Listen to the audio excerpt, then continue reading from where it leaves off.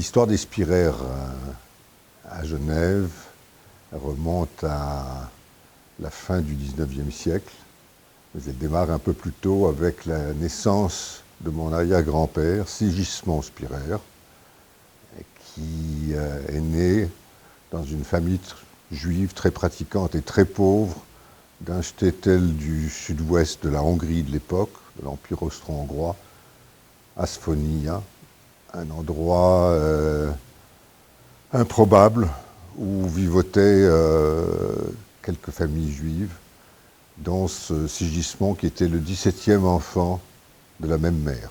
Sigismond était un jeune homme ambitieux qui n'avait pas envie de finir sa vie dans la pauvreté de ce shtetl.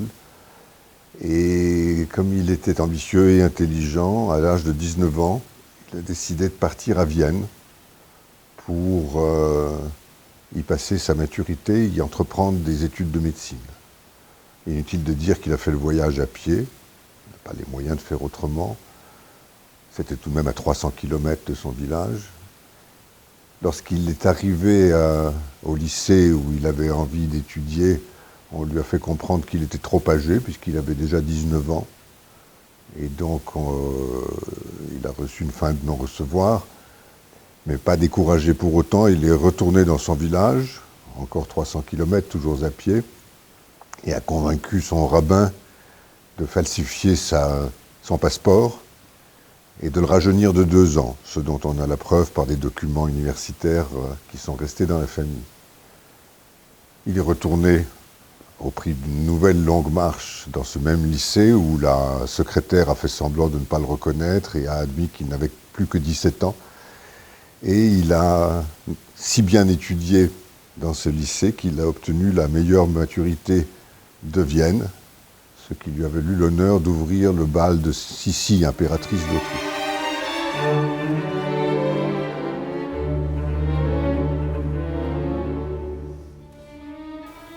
Et puis, fort de ce succès, il a commencé des études de médecine, qu'il a ensuite poursuivi à Zurich, puis à Genève, où il s'est spécialisé en ophtalmologie.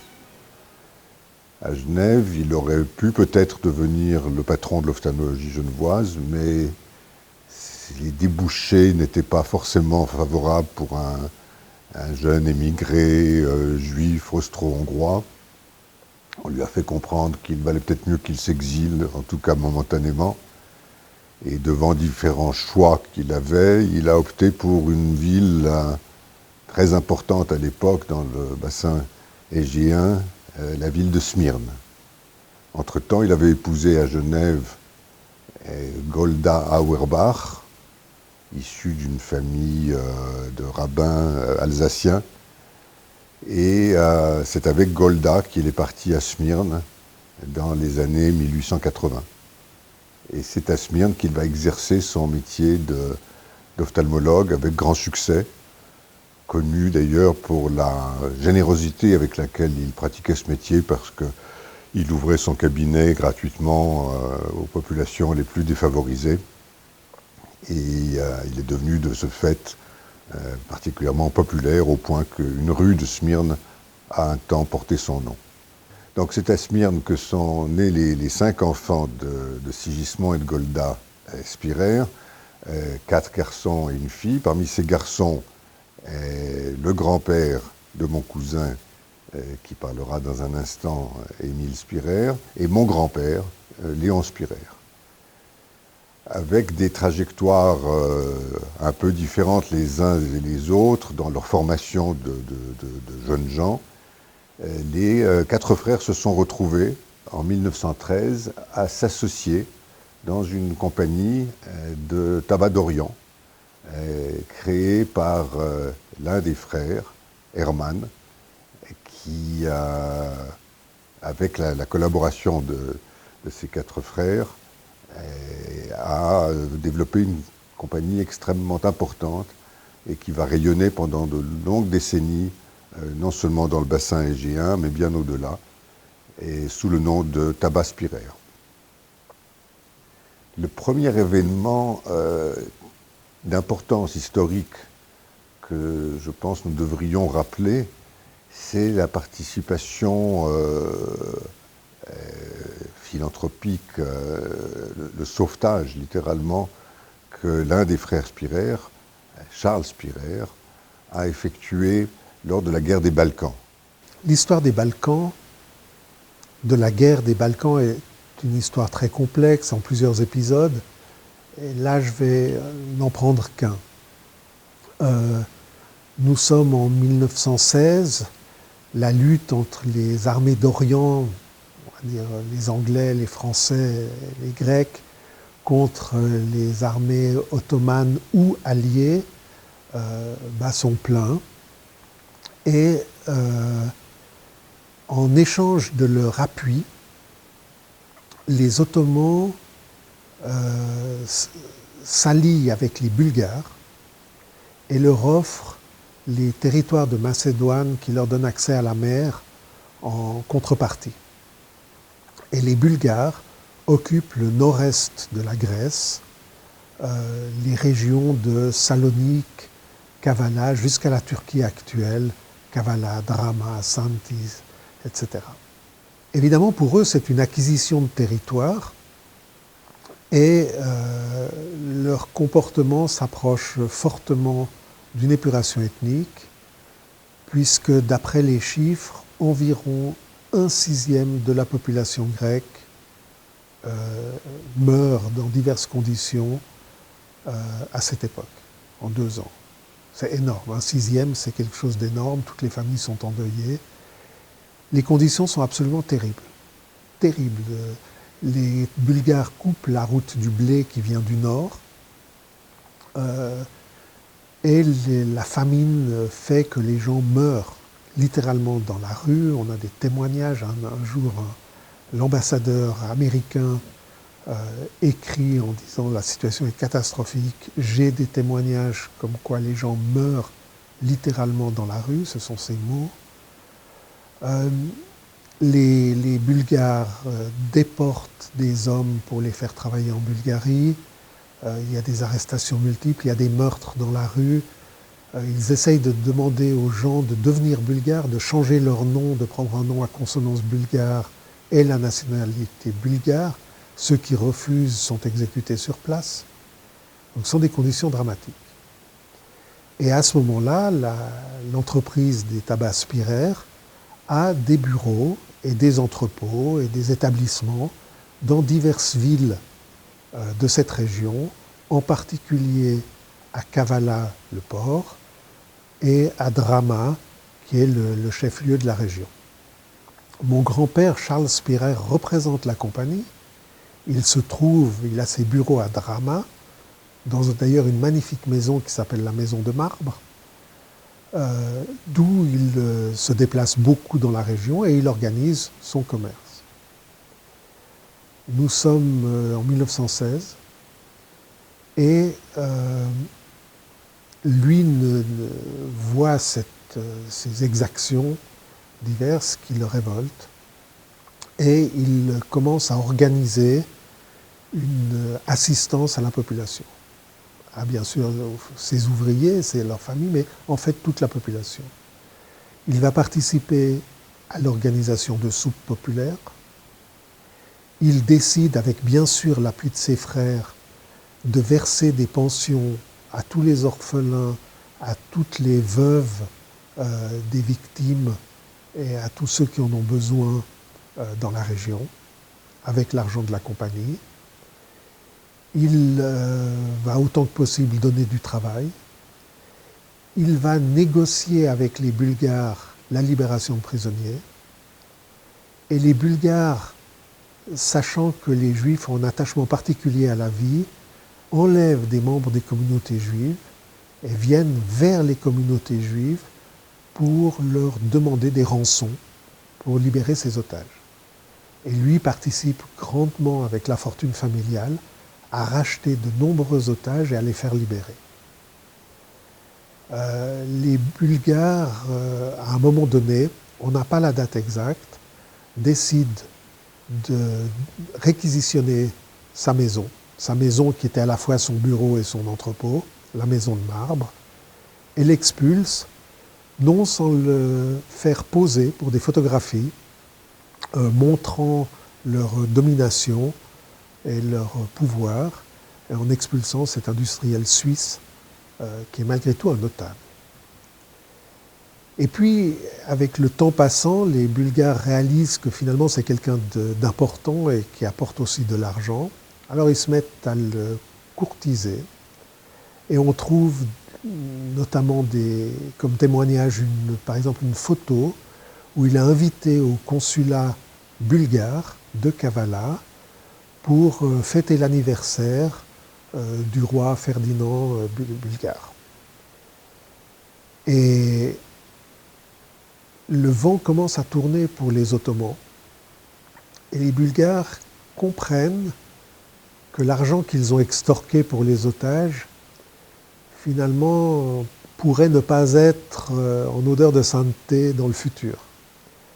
Alors ils cherchent une façon de retourner la situation et ils font octroyer par la Croix-Rouge bulgare, à 2 reprises, une fois en 1917, une fois en 1918, la médaille d'honneur de la Croix-Rouge à Charles pour sa générosité envers les orphelins bulgares, qui est en fait une méthode très sophistiquée de blanchir l'argent qu'ils ont extorqué.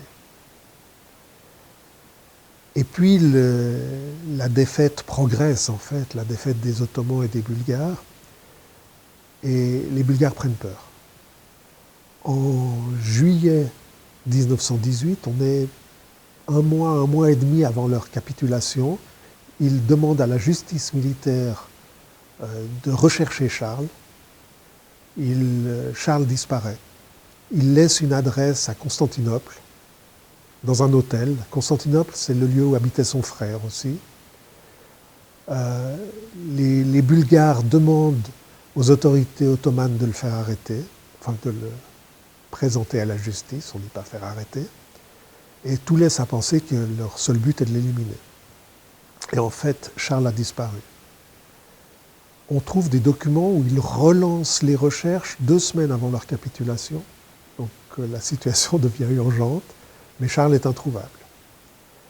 Et pour finir, les Bulgares se retirent de Kavala à la fin du mois de septembre 1918, sans avoir trouvé Charles, qui 2 jours plus tard réapparaît à Kavala, où il s'était caché, s'adresse aux autorités grecques qui ont repris la ville, qui lui délivre un sauf-conduit dont on a encore l'original, en disant Charles Spirer est quelqu'un de bien, il nous a beaucoup aidés, laissez-le circuler jusqu'à Salonique, sans lui et son chauffeur, sans lui causer de problème. Et parce qu'à Salonique se trouve son frère Léon Spirer et probablement une autre partie de sa famille qui est là-bas. Et ensuite, on trouve plus tard des articles de journaux montrant que Charles a aidé la population.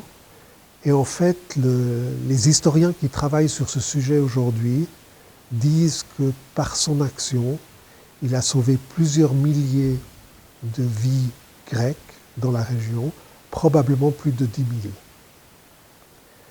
000. Plus tard, dans l'entre-deux-guerres, les autorités grecques ont chaleureusement remercié Charles en lui remettant diverses médailles pour son action courageuse, avec l'appui de ses frères, parce que Charles n'a jamais été seul. Il a toujours eu l'appui de ses frères. Et puis après, la Deuxième Guerre mondiale a fait que, en fait, cette histoire est un peu passée dans l'oubli parce qu'il y avait d'autres histoires à se souvenir, d'autres préoccupations. Donc plus personne n'en a parlé après-guerre, jusqu'à 2017, au 100e anniversaire, où une historienne grecque, indépendante, professeure de lycée, ressorte l'histoire, se l'approprie, en face son petit bébé un peu, Madame Dimitra Hatzidimitriou, et organise un événement pour le 100e anniversaire, où la famille a été invitée, sans savoir où elle se rendait, pour honorer la famille, mais on ne savait pas exactement pourquoi. On avait entendu des histoires, oui, il s'était passé quelque chose à Smyrne, mais bon, on y va. Nous nous sommes rendus à cet événement qui a eu lieu pendant le congrès international de l'AIRA, l'association internationale pour la mémoire de l'Holocauste, devant une grande assemblée où la maire de Kavala a évoqué cette histoire, l'histoire que je viens de raconter, et a remis des souvenirs à la famille en remerciement. De cette première guerre mondiale, qui est une guerre principalement contre les empires. L'empire russe disparaît, l'empire austro-hongrois, l'empire ottoman sont des empires qui vont se défaire. Une caractéristique des empires, c'est qu'il y a de nombreuses communautés qui vivent dans une certaine harmonie. Mais aux empires succèdent les nations, et les nationalismes sont très exclusifs. Au sein de l'Empire ottoman, les Juifs, par exemple, vivaient de façon harmonieuse. Et quand les Turcs attaquent la Ionie et Smyrne en particulier, c'est vrai que leur cible principale sont les Grecs pour des questions nationalistes et les Arméniens, je pense aussi pour les mêmes questions nationalistes, et ce sont eux qui sont les principales victimes. Les Juifs sont plutôt épargnés, et bien sûr toutes les autres colonies sont épargnées aussi.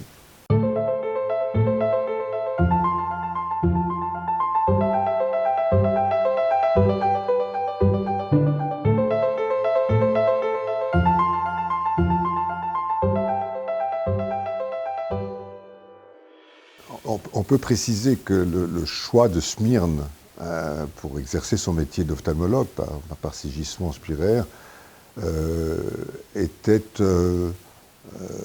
lié au destin d'une ville qui était centrale dans la vie sociale et culturelle de cette fin du XIXe siècle. Smyrne, on l'appelait la petite Paris.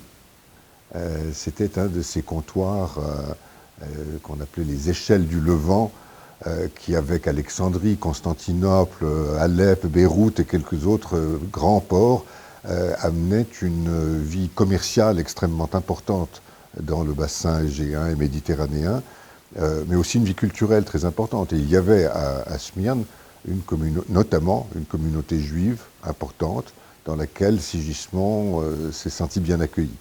Donc ça, c'est pour préciser l'implantation de la famille Spiraire à Smyrne. Mon grand-père, Léon, qui entre-temps a fait un séjour en Suisse pour devenir ingénieur et notamment un spécialiste de la technologie de la minoterie, est engagé à Salonique par une grande firme dirigée par M. Alatini, qui a laissé son nom dans l'histoire aussi. Et mon grand-père, très jeune, devient le directeur des minoteries Alatini à Salonique.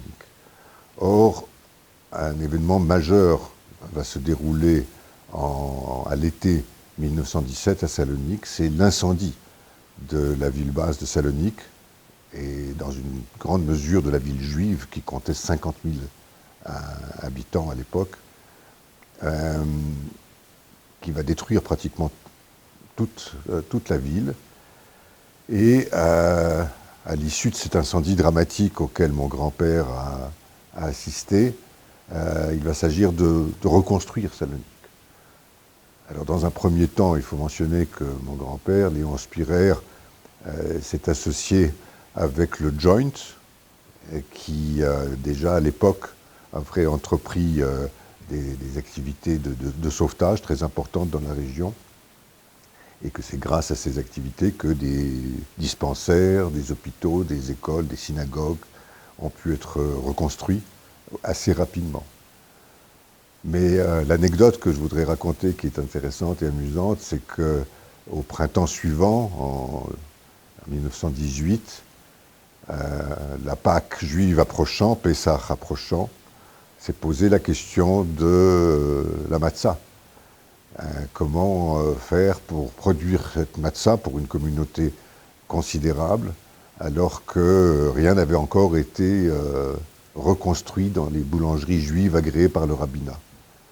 Et mon grand-père a pris l'initiative, puisqu'il dirigeait des minoteries, mais qui n'étaient pas juives, qui n'étaient pas cachères, mais il a pris l'initiative d'aller voir les rabbins dirigeant la communauté de Salonique, en leur disant, écoutez, si vous me faites confiance, si les autorités militaires françaises et anglaises qui gouvernaient à ce moment-là transitoirement Salonique sont d'accord de nous laisser agir dans des minoteries qui avaient été réquisitionnées par les armées, je vous propose d'essayer de cachériser mon entreprise et de fabriquer la matzah nécessaire pour que Pâques puisse se passer conformément aux exigences religieuses.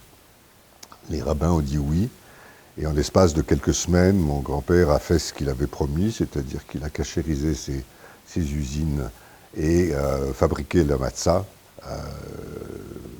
des centaines de milliers de kilos de matzah. Et la légende dit, mais ça c'est la légende, que jamais la matzah n'avait été aussi bonne à Salonique que cette année-là. Nous arrivons en 1922, les frères sont donc constitués en une compagnie de tabac d'Orient, comme je l'ai indiqué, dont le siège principal est à Smyrne. Mais les frères voyagent. L'un d'eux est à Constantinople à cette époque, à l'automne 1922, un autre est à Genève, un autre est en voyage, en Allemagne probablement à ce moment-là, et Léon est le seul présent en septembre 1922 à Smyrne. Léon et sa jeune femme qu'il a épousée l'année d'avant, Germaine née Weissmann-Netter, qui est devenue donc Germaine Spirer, et qui, en ce mois de septembre 1922, est enceinte au 7e mois, début du 8e mois, 7e mois de son premier enfant. Que se passe-t-il en septembre, début septembre 1922 ? Il se passe que le mouvement nationaliste turc, dirigé par Atatürk, prend de l'ampleur, accumule des forces militaires extrêmement importantes, et dans la guerre qui l'oppose avec la Grèce dont Smyrne est une forme d'enclave sur le littoral égéen, et Smyrne où vit une très grande population grecque, dont une bonne partie d'ailleurs est au service des tabacs Spirer. En ce début du mois de septembre 1922, l'armée turque arrive à Smyrne, envahit Smyrne et entreprend une sorte de nettoyage ethnique, on dirait comme ça aujourd'hui, en s'en prenant en particulier à la population grecque et à la population arménienne, qui sont très importantes dans cette ville.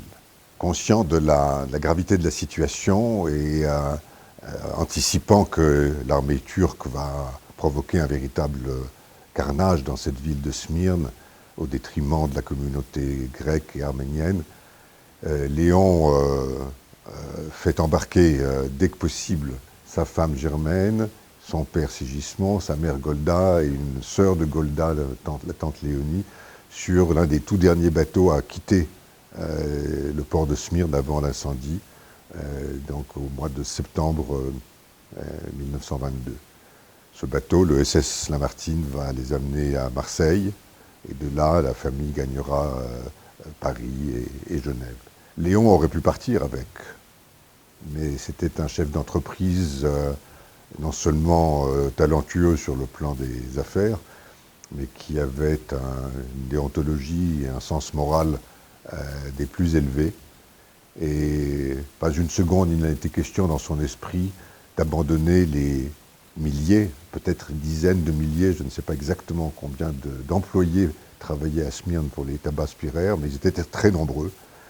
Et la préoccupation unique de Léon a été de tout faire pour mettre cette population à l'abri, sachant que la très grande majorité des ouvriers qui travaillaient pour lui et pour ses frères étaient de nationalité grecque, et par conséquent les victimes toutes désignées de l'invasion turque. À peine Lamartine avait-il quitté le port, quelques heures après, l'incendie s'est déclaré, qui a ravagé la cité, qui a condamné des centaines de milliers de personnes à la mort, soit par l'incendie, soit par des lynchages organisés par l'armée turque, soit encore par la noyade de nombreuses personnes essayant de s'échapper par la mer, mais pour y trouver une fin calamiteuse. Et la maison même de la famille a brûlé complètement. Il n'est resté des décombres de cette maison qu'un livre de prière qui reste encore aujourd'hui très endommagé, mais intact quand même dans les mains de la famille. Mon grand-père s'est mis à ce moment-là en devoir de trouver le moyen de mettre à l'abri les ouvriers de la compagnie et leurs familles. Et comme l'un des principaux entrepôts de la compagnie des tabacs d'Orient Spirer se trouvait au nord du port et avait été épargné par l'incendie, il y a rassemblé les ouvriers et leurs familles pour les protéger sous la protection du drapeau suisse, puisque étant citoyen suisse par son père Sigismond, la compagnie Spirer avait elle-même ce statut d'extraterritorialité et de neutralité, et Léon a fait peindre sur des draps le drapeau suisse, qu'il a mis bien en évidence sur les toits de l'entrepôt, de sorte que l'armée turque, respectueuse de ce symbole national, s'est abstenue de pénétrer dans ces entrepôts et d'y semer le désordre. Et depuis Smyrne, à l'époque il n'y avait évidemment pas de téléphone portable, mais on pouvait communiquer encore par des télégrammes, il a avisé ses frères, qui étaient à l'étranger, de faire en sorte que des navires soient affrétés aux frais de la compagnie Spirer et envoyés depuis la Grèce continentale, c'est-à-dire depuis le Pirée, depuis Volos, depuis Salonique, pour que tous ces ouvriers, encore une fois des milliers d'entre eux et leurs familles, puissent être rapatriés sur le continent grec. Et ceci s'est fait dans une période qui a duré plusieurs semaines, entre le mois de septembre et le mois d'octobre 1922, et qui a permis de sauver la vie à d'innombrables employés des tabacs Spirer. Non seulement sauver leur vie, mais ensuite les accueillir sur le continent grec et leur offrir un soutien indispensable pour pouvoir se nourrir, pour pouvoir, dans certains cas, assurer une pension aux femmes dont les maris avaient été assassinés à Smyrne, et ainsi de suite. Et toute la famille s'est démenée pour offrir des conditions de réhabilitation et de survie convenables, dignes à ces innombrables familles. Donc c'est un épisode dont on a très peu parlé dans la famille parce que mon grand-père et ses frères l'avaient vécu de manière très dramatique, avec une tristesse immense. Ça a été un véritable traumatisme. Et bien que certainement ils aient eu le sentiment justifié d'avoir rempli leur devoir dans cette époque tourmentée, ils ne se sont jamais vantés de ces événements-là. Et moi-même, comme enfant, je n'en ai pratiquement jamais entendu parler, ou alors par petites bribes, par allusion, mais sans détail. Et ça n'est que, au fond, à partir d'une part d'un travail de maturité que le fils de mon cousin Émile a fait il y a quelques années, qui raconte cette histoire, et surtout dans la correspondance que j'ai trouvée de mon grand-père et de ses frères, que ma mère avait conservée et que j'ai découverte après la mort de ma mère, il y a maintenant 9 ans de cela. Cette correspondance a révélé l'importance de ces moments et l'intensité des émotions vécues. Et je voudrais juste vous lire un extrait d'une lettre que mon grand-père, Léon, a écrite à sa femme, qui était à ce moment-là encore sur le bateau Lamartine, mais elle recevra cette lettre quelques semaines plus tard, en lui disant « Je suis sain et sauf, mais infiniment triste à l'idée de ton angoisse de manquer de mes nouvelles dans ces terribles circonstances. Ce que l'on appelait la ville de Smyrne n'existe plus. Elle a été ravagée par 40 heures d'incendie. Du reste, après les premières 12 heures de feu, La ville était perdue. Notre maison, nos bureaux et tous nos magasins de la ville sont brûlés. Par bonheur, notre principal dépôt de la Pointe est intact. C'est donc dans ce dépôt que les ouvriers et leurs familles ont été sauvés. Je n'arrive pas, dit-il, à me reprocher d'avoir quitté le Lamartine, le bateau, pour retourner à terre. C'était mon devoir, et grâce à Dieu, j'ai pu être utile à beaucoup de monde. Une lettre donc datée du 15 septembre 1922. Après l'incendie de Smyrne, en fait, les frères Spirer n'ont jamais fermé leur bureau de Smyrne, mais il n'était plus question que cette ville ait le rôle de siège central de la firme. Les conditions de travail, les conditions politiques étaient trop difficiles. Et donc la famille a décidé d'amener le siège et le centre de travail à Trieste, qui était un autre port important sur l'Adriatique, avec un statut de port franc, ce qui était intéressant sur le plan commercial, et au carrefour un petit peu du réseau que les frères Spirer avaient entre le continent grec, mais aussi d'autres pays avec lesquels ils collaboraient, notamment la Bulgarie, l'Allemagne, et même au-delà d'autres pays d'Europe et jusqu'aux États-Unis.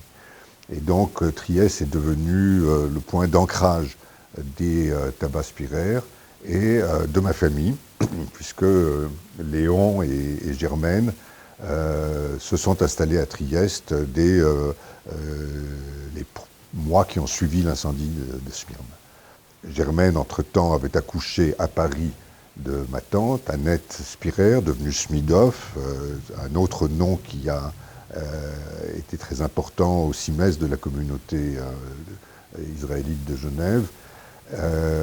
Et puis, ma mère est née en 1924 à Trieste, Noémie, et il y a vécu toute son enfance, une enfance d'ailleurs très, très heureuse, mais ternie, assombrie par la montée du fascisme, et en particulier à partir de l'automne 1938, par les décisions de ségrégation raciale prises par Mussolini, et d'ailleurs annoncées en septembre 1938 sur la grande place de l'Unité, à Trieste même, devant une foule fanatique, dont il subsiste d'ailleurs des enregistrements qu'on peut retrouver sur Internet. Avvolto da ondate di invocazioni e ovazioni che lo algono da ogni lato, fino al Palazzo del Governo. 150.000 triestini, un cuore solo, raccolti intorno al capo, nella più grande adunata di popolo triestino che la storia ricordi. La nostra politica ha determinato negli elementi semiti quella che si può oggi chiamare, si poteva chiamare, una corsa vera e propria all'arrembaggio. Ma famille n'avait pas la nationalité italienne, ils étaient suisses à Trieste, mais ça ne leur conférait pas forcément une protection suffisante. Et il a été décidé, dans la hâte, de quitter Trieste en 1939 et de regagner Genève, puisque finalement Genève était, grâce à l'ancêtre Sigismond, devenu le point d'ancrage de la famille.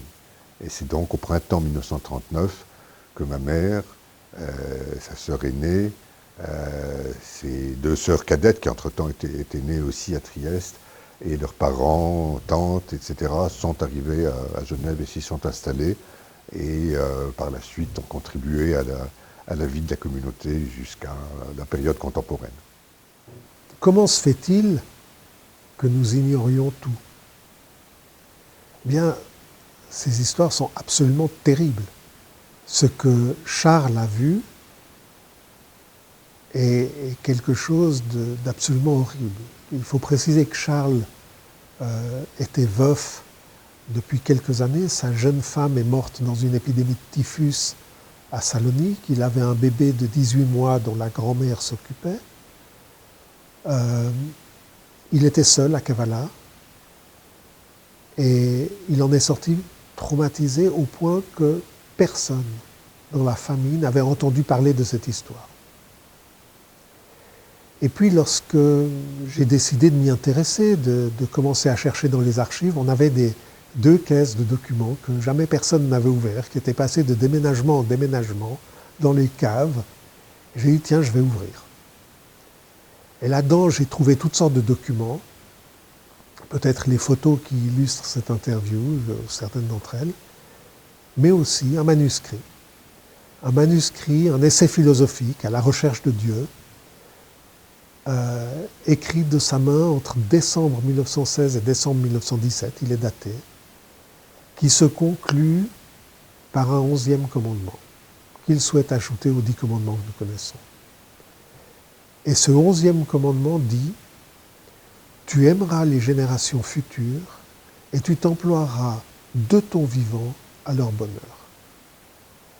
Il avait quand même environ 60 ans d'avance sur la commission Brundtland qui a défini le développement durable. Et finalement, c'est la seule trace écrite qu'on ait de son vécu à ce moment-là.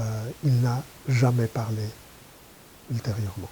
C'est vrai que Hermann, dont on a très peu parlé, qui est le fondateur de la compagnie, est connu pour l'attention extrême qu'il portait à ses employés. Il avait fait ne serait-ce que pour les places de travail de ces milliers de trieurs de tabac, il avait fait des études ergonomiques, il avait installé des ventilations pour pas qu'ils respirent les poussières, il avait installé des latrines, il avait installé des cuisines, ce qui n'était pas du tout courant à l'époque, mis en place des règles sociales qui étaient uniques à l'époque. Aujourd'hui, elles sont normales, c'est institutionnel, mais à l'époque, c'était complètement innovant. Et il était très respecté. On a eu notre témoignage quand on a eu les événements de 2023. On a une dame à peu près de notre âge qui arrive et dit « Je voulais vous dire, ma grand-mère travaillait chez vous. » Elle était très heureuse. Elle était très heureuse parce qu'elle était respectée. Elle recevait à la fin de chaque semaine son enveloppe et personne ne s'était servi dedans. Elle n'a jamais été abusée sexuellement. Mais ça veut dire qu'ailleurs, ce n'était pas le cas. Voilà pour cet épisode extraordinaire de l'incendie de Smyrne que les Grecs n'ont jamais oublié, puisque cette année même, au mois de mai 2023, le consulat de Grèce à Genève a organisé une cérémonie pour commémorer ces événements et remercier à titre posthume nos ancêtres des bienfaits qu'ils ont apportés à la population grecque à cette époque. Donc la mémoire, un siècle plus tard, est encore très active dans la population grecque qui se rappelle de ces bienfaits des frères spiraires. La détermination de la fratrie Spiraire à sauver des vies est remarquable.